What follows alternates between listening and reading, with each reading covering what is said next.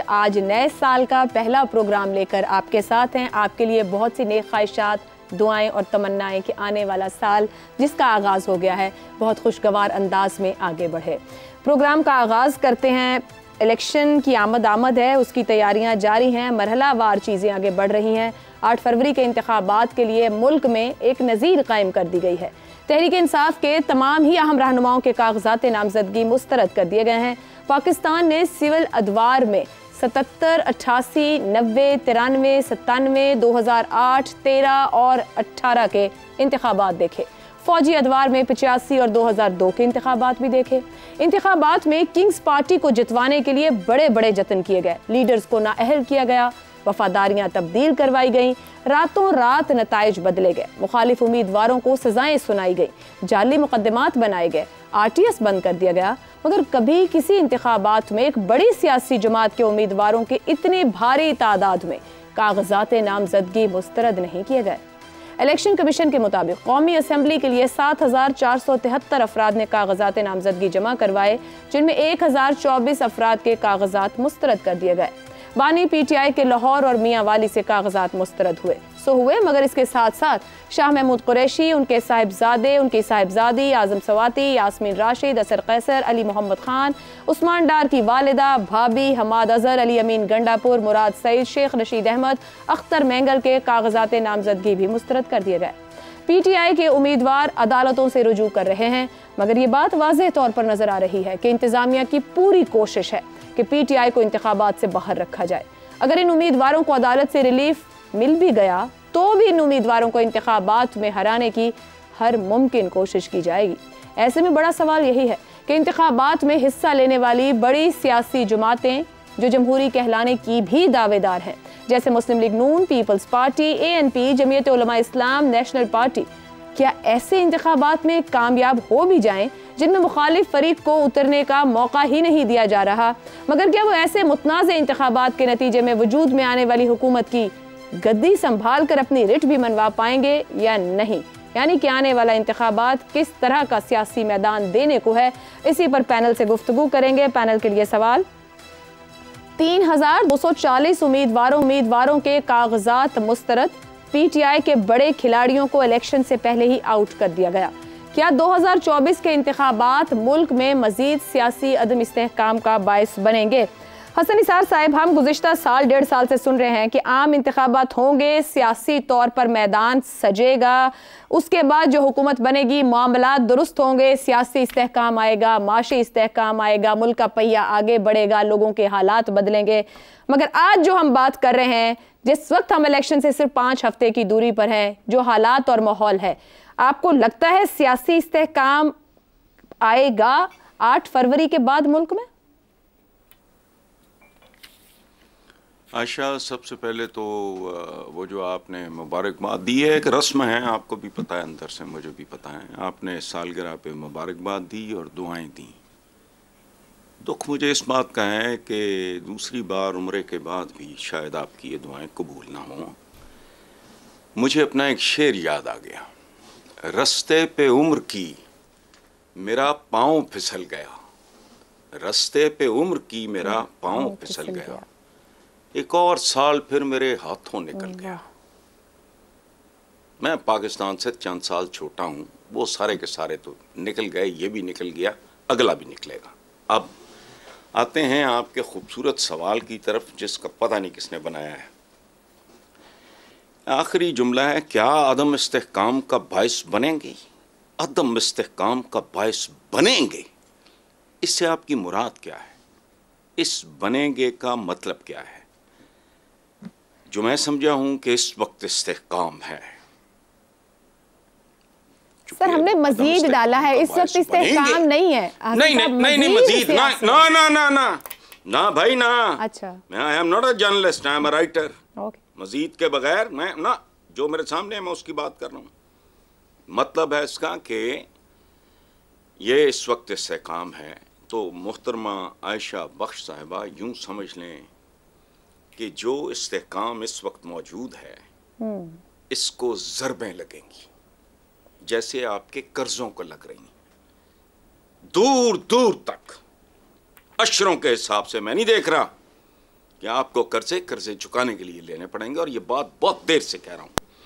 आप यूं समझ लें कि इससे इस्तेहकाम को ज़रमें लगेंगी और ये लातादाद गंदे गलीज बच्चों और गंदे बदबूदार अंडों को जन्म देगा और एक ऐसी स्नो बॉलिंग होगी कि मलमल के कुर्ते में साइबेरिया पहुंच जाएंगे आप, या एक ऐसा हब्स होगा जिसके नतीजे में लोग लू की दुआ मांगेंगे। जोश मली आबादी का एक शेर पहले शागिर्द का था, अब उस्ताद का सुन लें। वो हब्स है कि लू की दुआ मांगते हैं लोग। मैंने जवाब दे लिया। हसन निसार साहब ये राय रख रहे हैं कि मजीद सियासी अदम इस्तेहकाम, आप 2 और 2 4 करें। सर क्या 2 और 2 4 करें? आप तो खैर मायूसी से शुरू करके मायूसी पे खत्म कर देते हैं। आज तो पहला दिन था, साल का पहला प्रोग्राम। मायूसी बेहतर है झूठ से। सर उम्मीद रहनी चाहिए, लोग कम से कम मुस्बत तौर पर सोचने और आगे बढ़ने की नहीं करनी चाहिए। करतूत देख के उम्मीद करनी चाहिए। सीख भी हो सकती है हसन साहब, सीख। मैं मीनारे पाकिस्तान से छलांग मारूं और ये उम्मीद भी हो मेरे दिल में कि इसके बाद मैं जॉगिंग करता हुआ आयशा बख्श को जाके अच्छे प्रोग्राम पे मुबारक। तो आप ये कह रहे हैं कि जो जमातें जमहूरियत की दावेदार हैं इस मुल्क में, वो मीनारे पाकिस्तान से छलांग लगा रही हैं इस इलेक्शन में? आगे चलें यार, इनका क्या है, ये तो फॉर्च्यून। अब साहब आपकी तरफ आती हूँ। Noon league, people's party, JUI, ANP जमहूरियत की दावेदार सियासी जमातें हैं। अभी जो हम हालात देख रहे हैं, इलेक्शन के करीब हम जा रहे हैं, क्या ये अपने आप को जमहूरी कहेंगी जब ये नताइज सामने आएंगे अगर इसी तरह हम इलेक्शन की? क्योंकि एक तो दलील ये भी दी जा रही है कि जो कि नून लीग और पीपल्स पार्टी के रहनुमा कह रहे हैं कि मकाफाते अमल है जो हुआ, यानी कि जाहिर सी बात है सबके सामने 17-18 जो कुछ हो रहा था। क्या माजी को बुनियाद बनाकर गैर जमहूरी रवैयों को परवान चढ़ाना चाहिए आने वाले वक्त के लिए भी? बिल्कुल नहीं चढ़ाना चाहिए। माजी की गलती थी, अगर कोई जुर्म था तो उसको जवाज़ बना के प्रेजेंट में कोई जुर्म नहीं किया जाना चाहिए। ये तो अखलाकी और कानूनी उसूलों के ख़िलाफ़ है। लेकिन जो कुछ हो रहा है इस वक्त मुल्क में, इसमें सियासी जमातों का कितना कसूर है और दूसरों का कितना कसूर है, इसका फ़ैसला कौन करेगा? सारा कुछ सियासी जमातों के गले में क्यों बांधते हैं हम? उनका कसूर है, लेकिन जितना कसूर है उनका उतना रखें ना।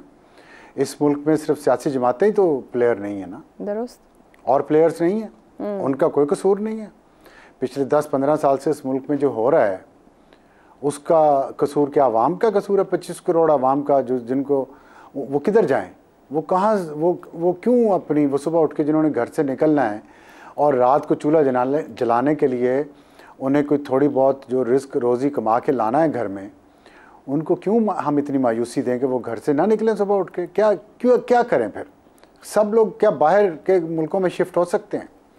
क्या वेस्टर्न कंट्रीज़, वेस्टर्न हेमिस्फेयर के जितने भी ममालिक हैं वो तमाम पाकिस्तानियों को वहाँ रहायशी वीज़ा दे देंगे तो ठीक है, सब उठ के चले चलते हैं बाहर। अगर सब नहीं जा सकते और हम जा सकते हैं तो हम उनका मजाक क्यों उड़ाएं जो यहाँ पे रहते हैं? उनको मायूसी क्यों दें जो यहाँ रहते? कुछ ना कुछ तो ज़ाहिर है उम्मीद रखनी चाहिए ना। अल्लाह ने कहा है, अल्लाह का हुक्म है, क्या मायूसी कुफ्र है? तो फिर अल्लाह का हुक्म माने या आप मेरी बात मान लें, आपकी मर्ज़ी है। मैं तो उम्मीद रखूँगा। ठीक है, इसमें बज़ाहिर जो आप बातें कर रही हैं ये बिल्कुल ठीक है। मज़ीद अदम अल्लाह ने कहा उम्मीद रखें मुझसे, अल्लाह ने ये कहा मुझसे उम्मीद रखें। अल्लाह की रहमत से मायूस मत हो। चले, हम अल्लाह की रहमत से मायूस नहीं होते, कभी ना कभी शराइत हैं। अल्लाह की रहमत ना, फर्क है, इसकी शराइत हैं। अच्छा ठीक है, ठीक है, उनकी शराइत हैं, लेकिन उस शराइत पे पाकिस्तान के बहुत सारे इंसान पूरा उतरते हैं और वही ज्यादा मुश्किलात में हैं। अब साथ आपने एक बात कही, मैं उस पर आपको एक सवाल मजीद पूछना चाह रही थी। आपने एक जुमला बोला पॉलिटिकल प्लेयर्स को लेके, क्या सर वही जिम्मेदार है? सर जब 17-18 चल रहा था उस वक्त कुछ पॉलिटिकल प्लेयर्स ने छोड़ा है, बिल्कुल ठीक हो रहा है। एक बड़ी सियासी जमात जो कि हुकूमत में भी थी, उसकी लीडरशिप को आउट कर दिया गया। बहुत से केसेस और बहुत से मामला हुए जो कि अब तो खैर तारीख बन गई। आज भी कुछ पॉलिटिकल लीडर्स ये कहते हैं कि जो आज हो रहा है वो मकाफाते अमल है। तो सर कहीं ना कहीं तो political leaders he hand in gloves होते हैं ना, फिर पावर्स के साथ हिस्सेदारी तो डालते हैं। बिल्कुल होते हैं। देखिए, हैंड इन ग्लव तो होते हैं और नहीं होना चाहिए, लेकिन बात यह है कि ताली तो 2 हाथ से बजती है ना। आप एक साइड को कैसे कसूरवार करार दे सकते हैं जबकि वो ताकतवर भी उतनी ना हो।